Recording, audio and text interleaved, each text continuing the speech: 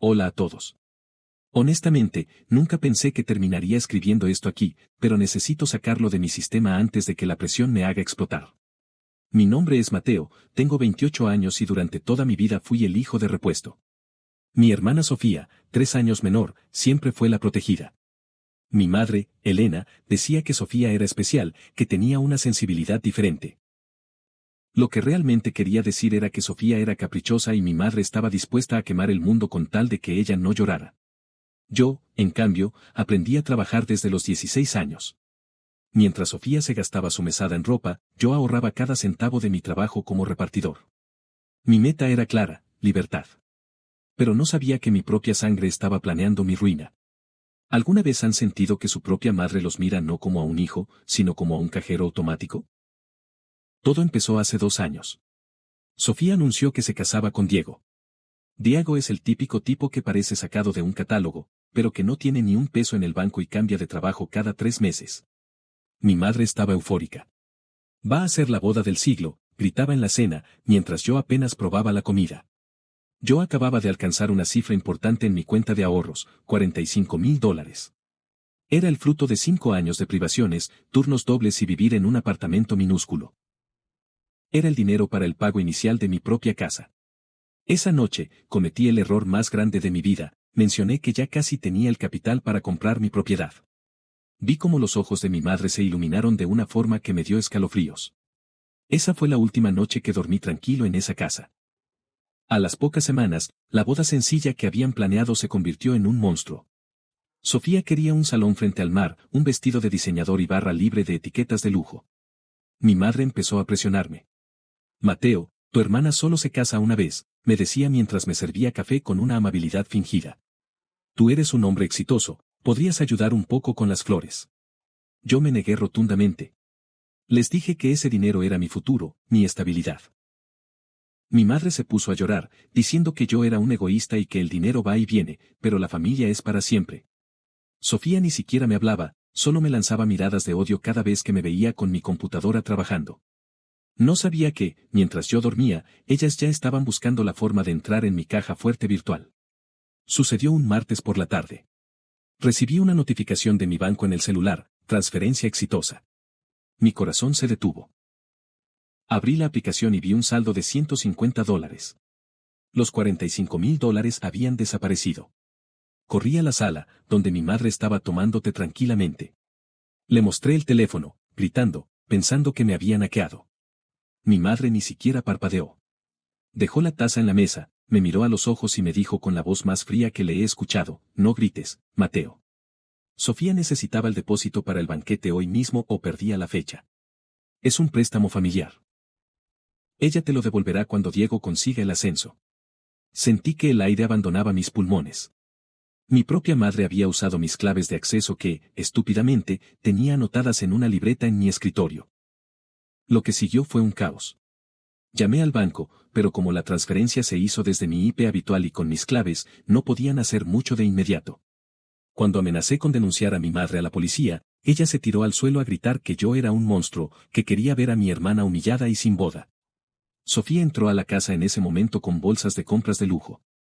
Me miró con una sonrisa de suficiencia y dijo, «Ay, Mateo, no seas dramático. Solo es dinero. Además, mamá dice que como tú vives aquí y no pagas renta, lo cual era mentira, yo pagaba todos los servicios, esto es una compensación justa». En ese momento, algo dentro de mí se rompió. No lloré. No grité más. Simplemente tomé mi maleta y me fui. Pero antes de salir, les hice una promesa, cada centavo que me quitaron, lo pagarían con creces. No tenían idea de que yo no solo era un ahorrador, sino un estratega. Me quedé en un motel de mala muerte esa primera noche. El olor a humedad y cigarrillo viejo era el recordatorio constante de que mi vida se había desmoronado en cuestión de horas. Miraba el techo, con el celular en la mano, esperando un mensaje de arrepentimiento, una disculpa, algo. Pero lo único que llegó al grupo familiar de WhatsApp fueron fotos de Sofía probándose el velo de novia. Mi madre comentaba, «Pareces un ángel, hija. Te mereces lo mejor del mundo». Nadie mencionó los $45,000. Nadie mencionó que yo estaba durmiendo en una cama con manchas de dudosa procedencia mientras ellas planeaban un banquete con mi sudor. En ese momento, la tristeza se transformó en algo mucho más útil, una furia fría y calculadora. Me di cuenta de que mi error no fue confiar, sino creer que el lazo de sangre significaba lealtad. Esa noche, en lugar de llorar, abrí mi laptop y empecé a revisar los términos de la hipoteca de la casa de mi madre. Sabía que ella estaba ahogada en deudas y que la propiedad estaba a un paso del embargo. Ellas querían una guerra de lujo, y yo iba a darles un asedio de realidad. Pasaron los meses. Yo me alejé por completo, bloqueé sus números y me enfoqué en una sola cosa, ganar más dinero. Gracias a mi trabajo en consultoría de datos, logré conseguir un contrato remoto con una empresa extranjera que pagaba en dólares. Trabajaba 16 horas al día. Mientras tanto, me enteré por amigos comunes que la boda de Sofía estaba escalando a niveles ridículos. Ya no era solo el salón, ahora querían orquesta en vivo y un viaje de bodas a las Maldivas. Lo que mi madre no sabía es que yo seguía teniendo acceso legal a ciertos documentos de la casa porque, años atrás, ella me había puesto como aval para un préstamo personal que nunca terminó de pagar. Empecé a mover hilos legales discretamente. No iba a denunciar el robo de los $45,000 todavía, eso sería una batalla larga y tediosa. Iba a ir por algo más grande. Iba a esperar a que estuvieran en la cima de su arrogancia para quitarles el suelo de los pies. Cada vez que veía una foto de ellas brindando con champaña, yo sonreía. Disfruten, pensaba, porque la factura está por llegar. Faltaba una semana para la boda. Mi madre, en un arranque de generosidad o quizás de culpa, me envió un correo electrónico. No me pedía perdón. Me decía que por el bien de la imagen familiar, debía asistir a la boda y que incluso me habían asignado una mesa al fondo. No arruines el día de tu hermana con tus rencores, Mateo, escribió. Me reí solo en mi nuevo apartamento, uno que ellas ni siquiera sabían que existía. Sofía me envió un mensaje de texto desde un número desconocido diciendo: Gracias por el dinero, hermanito. Al final serviste para algo. No vengas a la boda si vas a estar con esa cara de muerto de hambre. No respondí. En lugar de eso, hice una llamada a mi abogado. El banco de mi madre estaba a punto de ejecutar la hipoteca por falta de pagos durante 6 meses, ella había usado el dinero del mantenimiento de la casa para pagar los arreglos florales de Sofía. El escenario estaba listo. La música estaba a punto de empezar, pero yo iba a ser el director de la orquesta. El día llegó. El hotel frente al mar estaba decorado como si fuera un palacio. Había más de 300 invitados. Sofía lucía un vestido que seguramente costó lo que yo gano en 3 meses. Mi madre caminaba de un lado a otro, recibiendo halagos de sus amigas, presumiendo de la fortuna familiar que permitía tales lujos. Yo llegué justo antes de que empezara la ceremonia, pero no me senté al fondo. Me quedé en la entrada, observando cómo mi dinero se evaporaba en fuegos artificiales y caviar. Cuando mi madre me vio, se acercó con una sonrisa falsa, tratando de ocultar su nerviosismo. Mateo, qué bueno que viniste. Por favor, compórtate, me susurró al oído. Yo solo le entregué un sobre amarillo. Felicidades, mamá. Es un regalo para ti y para la novia. Ábrelo cuando corten el pastel, es el momento más especial, ¿no? Ella guardó el sobre en su bolso, pensando que quizás era un cheque con más dinero. Pobre mujer. No tenía idea de que lo que había dentro de ese sobre era el aviso oficial de que la casa donde dormía ya no le pertenecía. El momento del brindis fue el clímax del cinismo. Diego, el novio, se levantó y agradeció a su suegra maravillosa por haber hecho posible este sueño. La gente aplaudía. Mi hermana lloraba de emoción. Entonces, mi madre, sintiéndose la reina del evento, sacó mi sobre amarillo frente a las cámaras del fotógrafo, esperando presumir el generoso regalo de su hijo mayor. Vi cómo su rostro pasó del rosa de la emoción a un blanco cadavérico. Sus manos empezaron a temblar. El documento no era un cheque. Era la notificación de adjudicación de propiedad. Yo había comprado la deuda de la casa al banco semanas atrás, y ante la falta de pago y el proceso de remate, yo me había convertido en el único y legítimo dueño de la propiedad familiar. Mi madre me miró desde el estrado, con los ojos desencajados. Yo levanté mi copa de champaña desde el fondo del salón y le hice un gesto de saludo. La música seguía sonando, pero para ellas, el mundo se acababa de quedar en silencio.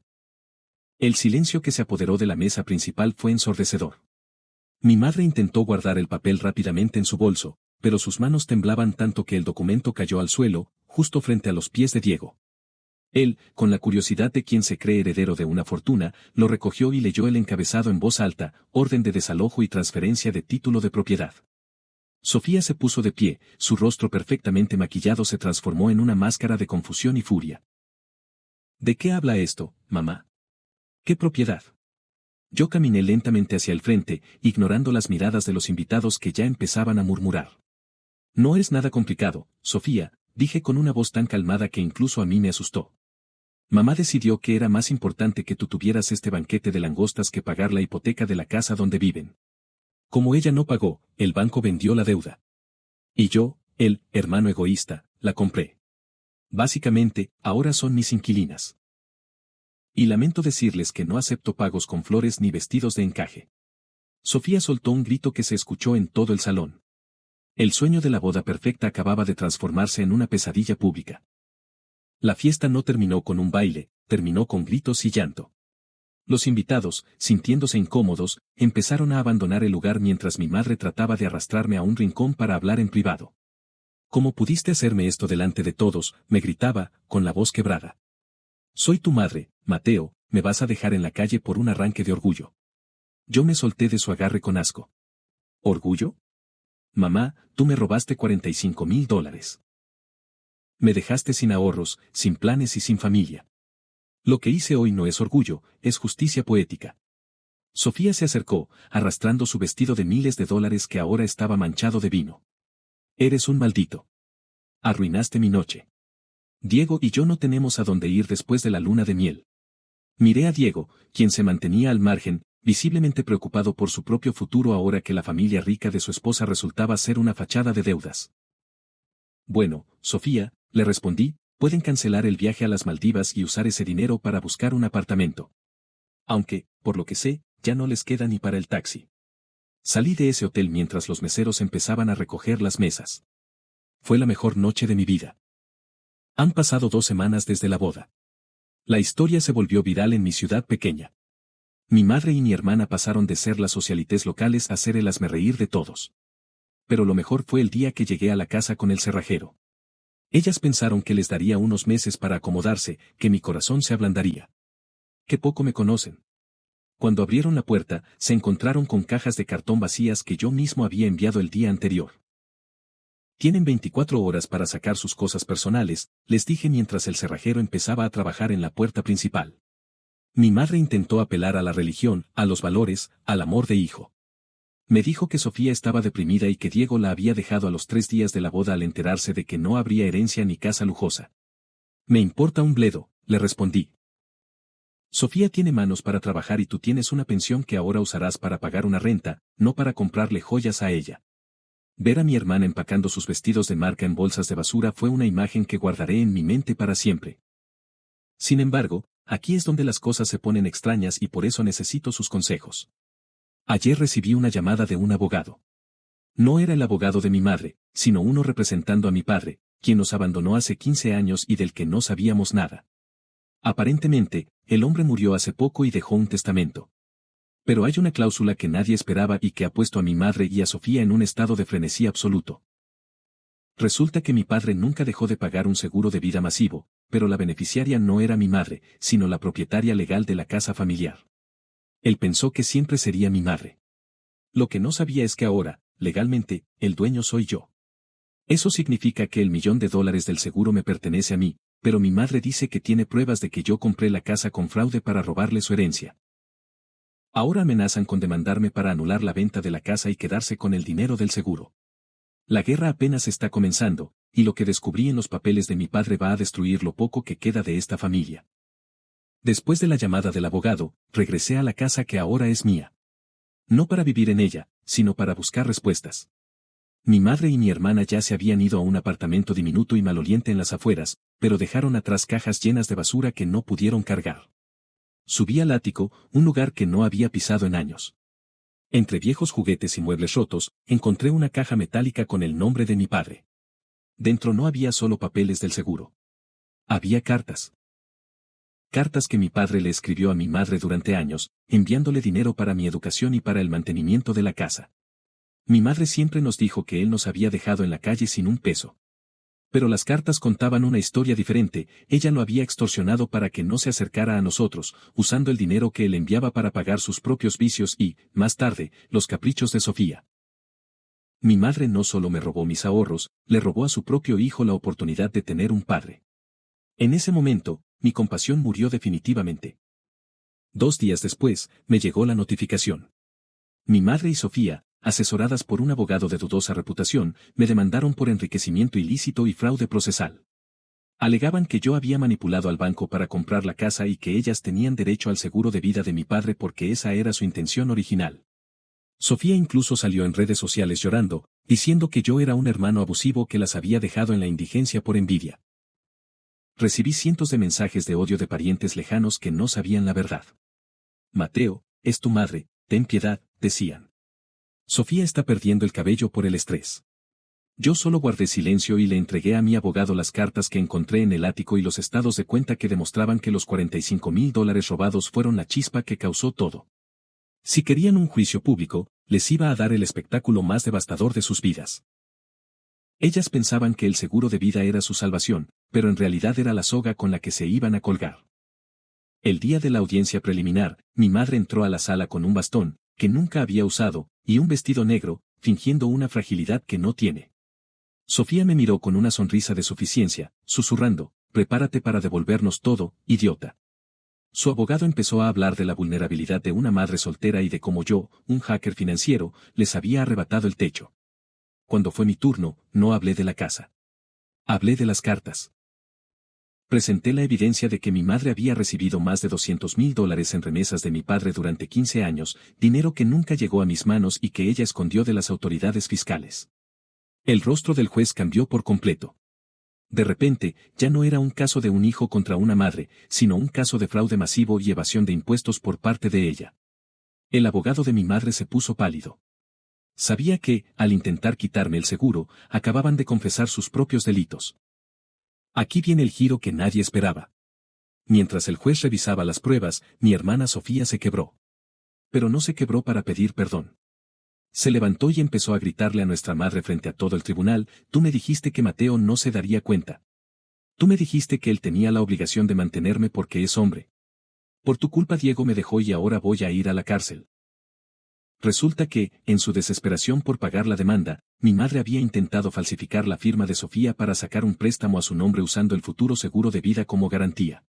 Sofía acababa de descubrir que su propia madre también la había estafado a ella. En medio de la sala de justicia, las dos personas que se unieron para destruirme empezaron a golpearse y a insultarse hasta que la policía tuvo que intervenir. Me quedé ahí sentado, viendo cómo la familia perfecta se destruía a sí misma. El seguro de vida fue liberado a mi nombre esa misma tarde. Pero la verdadera sorpresa estaba por llegar en el testamento final. Con el seguro de vida de $1 millón ya en mi cuenta y la demanda de mi madre desestimada, faltaba un último trámite, la lectura oficial del testamento completo en la oficina del abogado. Mi madre y Sofía no fueron invitadas, pero aparecieron de todos modos, sentadas en la sala de espera con caras de derrota, esperando que cayera alguna migaja para ellas. El abogado cerró la puerta en sus narices y me entregó un sobresellado con cera roja. Mateo, dice la carta de mi padre, si estás leyendo esto, significa que lograste proteger la casa. Sabía que Elena intentaría venderla o perderla, por eso puse esa cláusula del propietario legal. Ella nunca te quiso como a un hijo, te quiso como a un seguro de vida. Pero yo siempre supe quién eras. Dentro del sobre no solo había palabras. Había una llave de una caja de seguridad en un banco de Suiza y un pendrive. En el pendrive estaban grabadas todas las llamadas de extorsión que mi madre le hizo durante años, amenazándolo con nunca dejarlo verme si no enviaba más y más dinero. Esa fue mi última pieza de artillería. No solo tenía el dinero, tenía la prueba de que mi madre era una criminal de cuello blanco. Pero decidí que la cárcel era demasiado poco para ella. El olvido dolería más. Hoy, un año después de la boda que lo destruyó todo, las cosas han dado un giro de 180 grados. Vendí la casa familiar, no quería vivir en un lugar lleno de fantasmas y traiciones. Con ese dinero y el del seguro, fundé una consultoría que hoy emplea a personas que, como yo, fueron víctimas de abusos financieros. Vivo en una ciudad diferente, donde nadie sabe mi apellido y donde finalmente tengo la paz que me robaron a los 23 años. ¿Y qué pasó con ellas? Sofía trabaja hoy en una tienda de conveniencia de 24 horas. Diego, su flamante esposo, se divorció de ella y la demandó para recuperar lo poco que él había invertido en la boda. Mi madre vive en un cuarto alquilado en el sector más pobre de la ciudad. Me escribe correos todas las semanas suplicando que le devuelva su casa, que tiene hambre y que se siente morir. A veces, Sofía me etiqueta en publicaciones de Facebook diciendo que soy un desalmado. Yo ya no respondo. A veces, cuando estoy cenando en un buen restaurante o simplemente disfrutando del silencio de mi nuevo hogar, recuerdo aquel día en el motel y sonrío. No les deseo el mal, pero tampoco les deseo el bien. Simplemente las borré de mi existencia. Mi madre me robó mis ahorros para comprarle un sueño a mi hermana, y al final, ese sueño se convirtió en la tumba de su arrogancia. A veces, la mejor venganza no es devolver el golpe, sino sentarse a ver cómo la gente se destruye con su propia codicia. Gracias por escuchar mi historia.